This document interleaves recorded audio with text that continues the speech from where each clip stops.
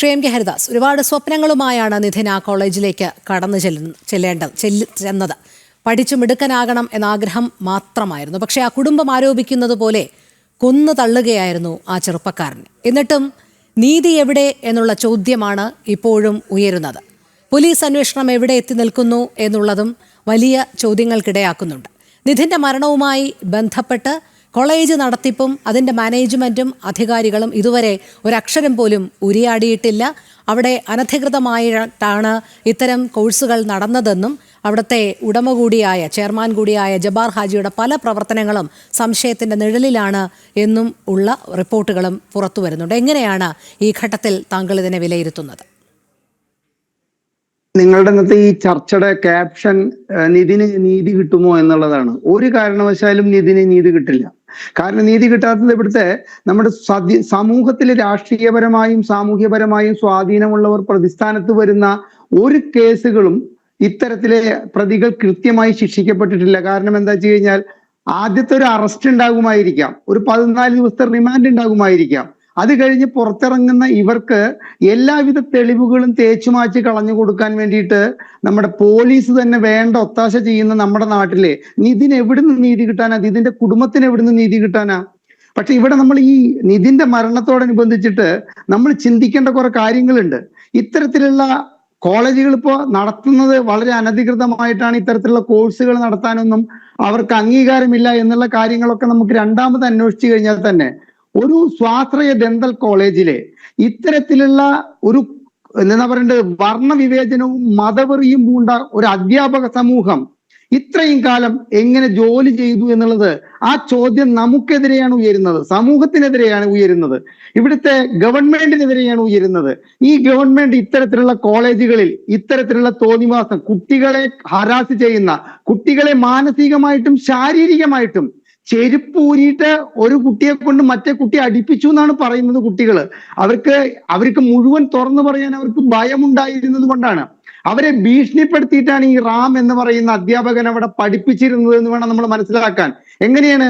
നിങ്ങളുടെ അറ്റൻഡൻസ് ഞാൻ കട്ട് ചെയ്യും, നിങ്ങളെ 5.5 വർഷത്തെ കോഴ്സ് ഞാൻ 10 വർഷം കൊണ്ട് പൂർത്തീകരിക്കാൻ സമ്മതിക്കൂ എന്ന് പറയുന്ന ഇത്തരത്തിലുള്ള അധ്യാപകരെ സമൂഹത്തിന് തന്നെ മാനക്കേടാണ്. ഇവരൊക്കെ നമ്മൾ പറയില്ലേ, അധ്യാപകർ എന്നുള്ള പദം തന്നെ ഇവർക്ക് നേരെ നമ്മൾ വിളിക്കുന്നത് തന്നെ സമൂഹത്തോടുള്ള അങ്ങേയറ്റം ഒരു അപമാനകരമായിട്ടുള്ള സംഗതിയാണ്. ഇത്തരക്കാരെ സത്യത്തിൽ പറഞ്ഞ വിചാരണ പോലും ചെയ്യാതെ തൂക്കിക്കൊല്ലുകയാണ് വേണ്ടത്.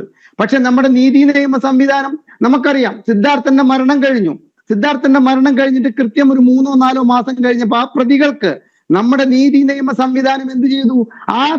അത്രയും ക്രൂരരായ വിദ്യാർത്ഥികൾക്ക് പരീക്ഷ എഴുതാനുള്ള അവസരം ഒരുക്കി കൊടുത്ത നമ്മുടെ നീതി നിയമ സംവിധാനത്തിന്റെ പാളിച്ച കൂടി നമ്മൾ ഇതിൽ ചേർത്ത് വായിക്കണം. ഇവിടുത്തെ കുട്ടികൾക്ക്, അവിടുത്തെ കോളേജിലെ കുട്ടികൾക്ക് അങ്ങേയറ്റം ഭയമാണ് കാര്യങ്ങൾ പറയാൻ.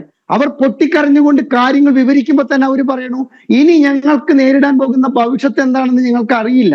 ഇത്തരത്തിൽ പേടിച്ച് വിദ്യാഭ്യാസം ചെയ്യേണ്ട ഒരു നാടായിട്ട് നമ്മുടെ കേരളം മതപ്പതിച്ചുവെങ്കിൽ അത് കഴിഞ്ഞ 10 വർഷത്തെ ഭരണത്തിന്റെ അങ്ങേയറ്റം മോശപ്പെട്ട ഒരു റേഞ്ചിനെയാണ് നമ്മൾക്ക് ഇതിൽ എടുത്തു കാണിക്കുന്നത് എന്നാണ് എനിക്ക് പറയാനുള്ള രോഹിണി.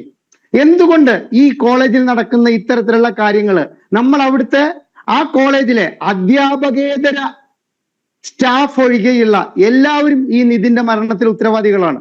അവിടുത്തെ നമ്മൾ പറയില്ല, അധ്യാപകേതര സ്റ്റാഫ് എന്ന് പറഞ്ഞു കഴിഞ്ഞാൽ ഓഫീസിലിരുന്ന് ജോലി ചെയ്യുന്നവർ അവരുടെ പാട്ടിന് വിട്ടു കഴിഞ്ഞു കഴിഞ്ഞാൽ മാനേജ്മെന്റിന്റെ ഭാഗത്തു നിന്ന് അങ്ങേയറ്റം വീഴ്ചയുണ്ടായിട്ടുണ്ട് എന്നുള്ള കാര്യത്തിൽ ഒരു സംശയവുമില്ല. കാരണം ഈ കുട്ടികൾക്ക് അവിടെ ഏൽക്കുന്ന പീഡനം, നിധിനടക്കമുള്ള കുട്ടികൾക്ക് എതിരെ വർണ്ണ വിവേചനവും നമ്മൾ പറയില്ലേ, അതുമായി തന്നെ മതാടിസ്ഥാനത്തിലുള്ള ജാതി പറഞ്ഞുകൊണ്ട് അധിക്ഷേപിക്കലൊക്കെ അവിടെ നടക്കുന്ന കാര്യം കോളേജ് മാനേജ്മെന്റിന് അറിയാതെ പോകില്ല, ഒരു കാരണവശാലും അറിയാതെ പോകില്ല. ഈ ദാർഷ്ട്യക്കാരനായ ഈ റാം എന്ന് പറയുന്ന അധ്യാപകനെ അവിടെ വെച്ചുകൊണ്ട് എന്തുകൊണ്ടാണ് ഈ കോളേജ് ഇത്രയും കാലം അവിടെ നടന്നത് എന്നുള്ളൊരു വലിയ ചോദ്യത്തിന് ഉത്തരം പറയേണ്ടത് മാനേജ്മെന്റ് തന്നെയാണ്. ഈ കേസ് നമ്മുടെ കേരളത്തിലെ പോലീസ് അന്വേഷിച്ചാൽ ശരിയാവില്ല. കാരണം ഒരു ലോൺ ആപ്പിന്റെ പേര് പറഞ്ഞുകൊണ്ട് നിധിന്റെ മരണത്തെ അങ്ങേയറ്റം നിസ്സാരവൽക്കരിക്കാനാണ് ഇവിടുത്തെ കേരള പോലീസ് ശ്രമിച്ചുകൊണ്ടിരിക്കുന്നത്.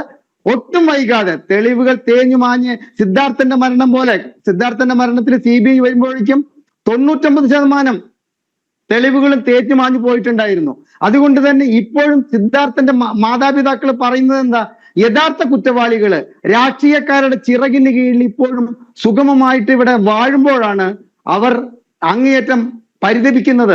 യഥാർത്ഥ കുറ്റവാളികൾ ശിക്ഷിക്കപ്പെടാതെ പോകുന്നു എന്നുള്ള ഒരു വിലാപം ആ മാതാപിതാക്കളിൽ നിന്നുണ്ടായ പോലെ അതെ, അതുകൊണ്ട് തന്നെയാണ് നിധിന്റെ അമ്മയെ കാണാൻ സിദ്ധാർത്ഥന്റെ അമ്മ വന്നതും. അവർ അന്ന് പറഞ്ഞത് നമ്മൾ എല്ലാവരും കണ്ടതാണ്, ഞാൻ പുറത്തിറങ്ങിയിട്ടേ ഇല്ല അവന്റെ മരണത്തിന് ശേഷം, പക്ഷേ ഇവിടേക്ക് എത്തിയത് എന്നെപ്പോലെ ദുഃഖം അനുഭവിക്കുന്ന മറ്റൊരമ്മയാണല്ലോ എന്ന് കരുതിയിട്ടാണ്. ഞങ്ങൾക്ക് നീതി കിട്ടിയില്ല എന്ന് തന്നെയാണ് അവർ മാധ്യമങ്ങൾക്ക് മുൻപാകെ വിതുമ്പിക്കൊണ്ട് പറഞ്ഞത്. അതേ സാഹചര്യം തന്നെയാണ് ഇപ്പോൾ നിധിന്റെ കാര്യത്തിലും നിൽക്കുന്നത്.